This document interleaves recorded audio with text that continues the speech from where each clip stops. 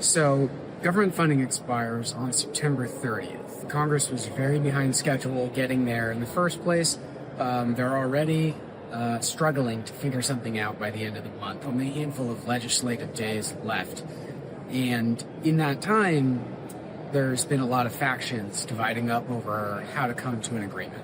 In the House, some of those factions include the Freedom Caucus, who doesn't want to give subsidies for the Affordable Care Act in exchange for a temporary funding deal.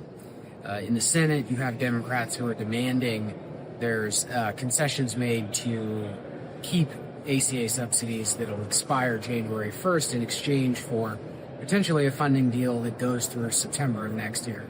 So usually September is when government funding runs out, which is why you should never, ever plan a vacation at a national park at the end of September, because it might be closed if there's a shutdown. On the other side of that, you have Republicans who don't like to vote for CRs at all. Some who will eventually vote for it if it comes with their own concessions in spending, and they've already reduced spending significantly on issues like Medicaid and elsewhere throughout the year.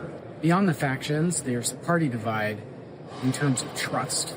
So when Republicans passed a funding bill to keep it open against a lot of Democrats' wishes, but ultimately some supported it in the spring, they did so with the agreement that this is how government would be funded through the rest of the year.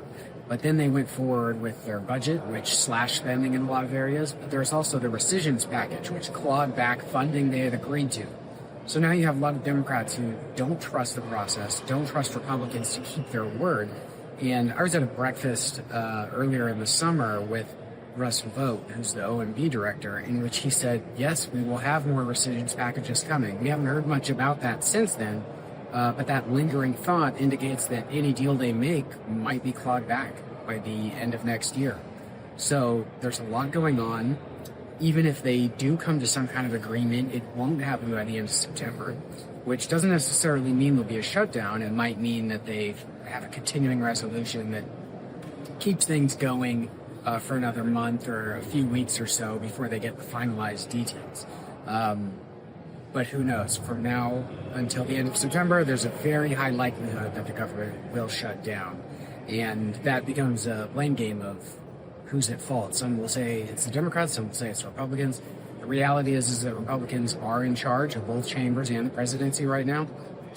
But Democrats hold the cards, at least in the Senate. They have to get those 60 votes, and if they don't have it, Republicans are sitting there a handful shy. So we'll see by the end of this week.